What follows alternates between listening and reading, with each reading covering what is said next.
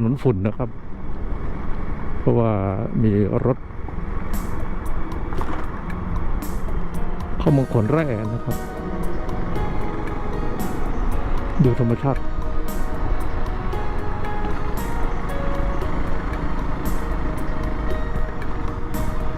ก็ยังมีธรรมชาติให้ชื่นชมอยู่นะครับ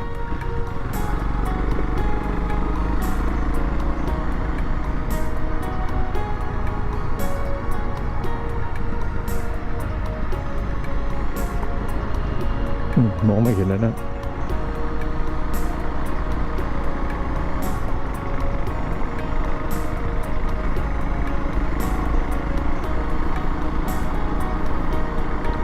พี่ไก่ทำไมไปไวจังเลยปกติก็ขับช้านะหรือแกอยู่ข้างหลังก็ไม่รู้นะจะอยู่ข้างหลังแล้วเปล่าไม่แน่ใจ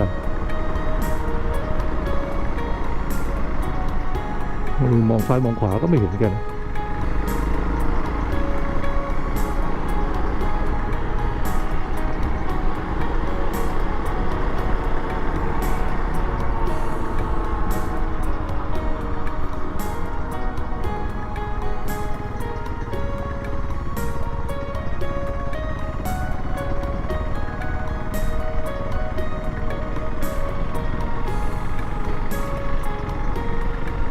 เมื่อกี้เห็นตัวนางอายหรือลิงลมนะครับชาวบ้านนำมาขายนะเสียดายเราไม่ได้แวะดูนะเป็นตลาดชาวเขา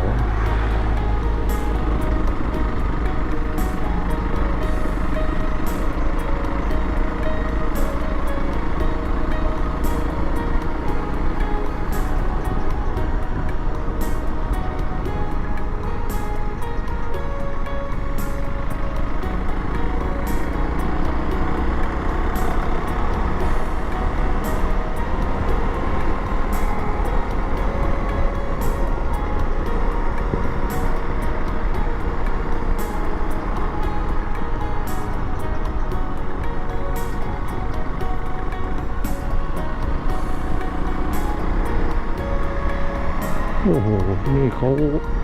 เผาต้นไม้นะ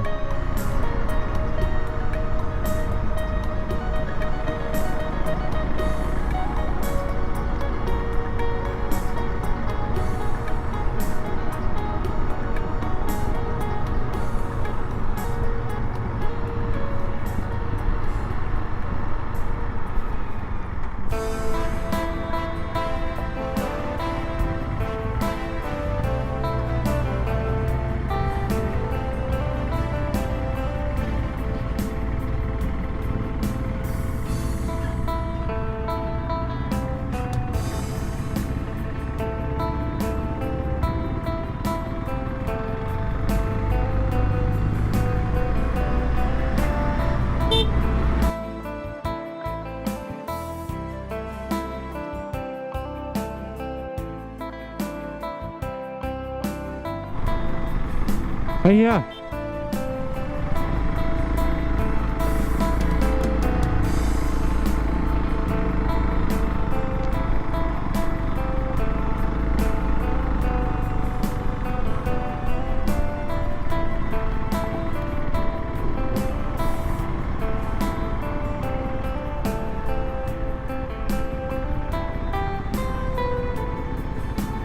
วิกฤตการเดินทาง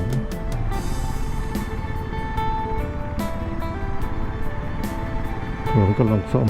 น้ำก็ไม่โปรยตรงนี้นะ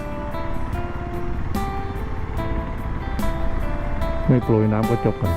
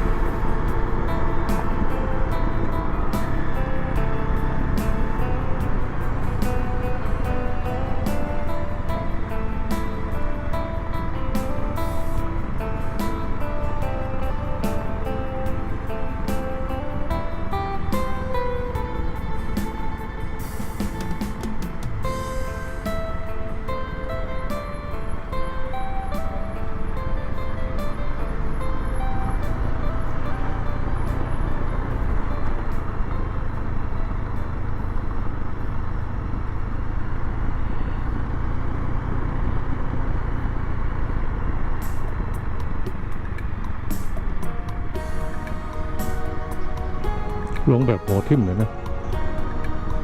ดีกว่าให้เป็นแข็งเดือดร่วนนะ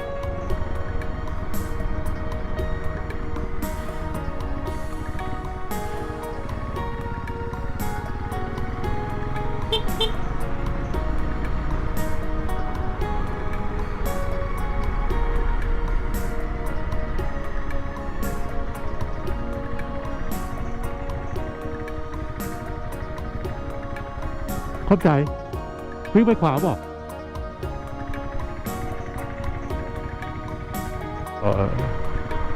เส้นนี้ไปข้างหน้าก็มี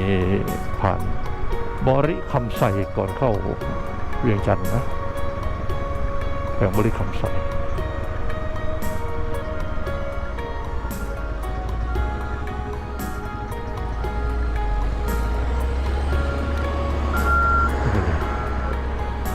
ไปเถอะเด้อ ดินมันล้วนเนาะเอ้ย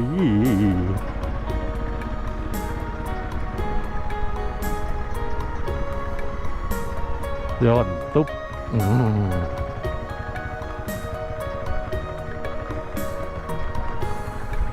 โอ้โหเดี๋ยวนี้ยังอยู่ที่ร่องแจ้งอยู่นะครับถามน้องนี่คือเขตร่องแจ้งที่มันขนแร่ออกมานั่นแหละยังเป็นอันเดียวกันอยู่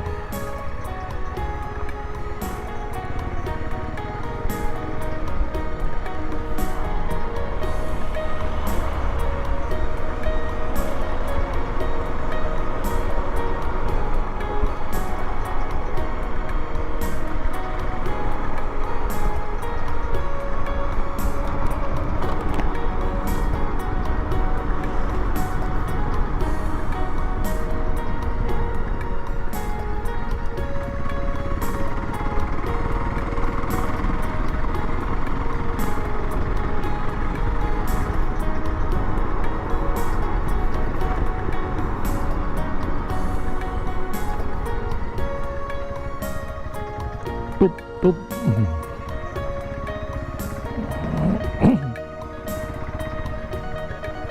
ย้อนตุ๊บตุ๊บตุ๊บตุ๊บ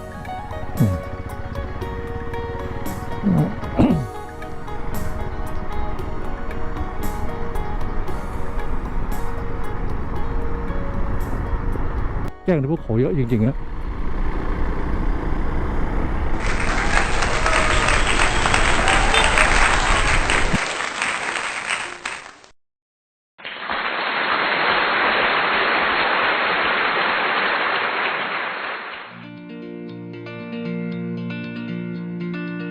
ชมแล้วอย่าลืมกดไลค์หรือกดยกนิ้วโป้งกดแชร์เพื่อแบ่งปันให้เพื่อนๆของท่านนะครับ และกด Subscribe หรือติดตามพร้อมกับกดสั่นกระดิ่งเพื่อแจ้งให้ท่านทราบเมื่อวินดี้มีคลิปใหม่ขอบคุณมากครับ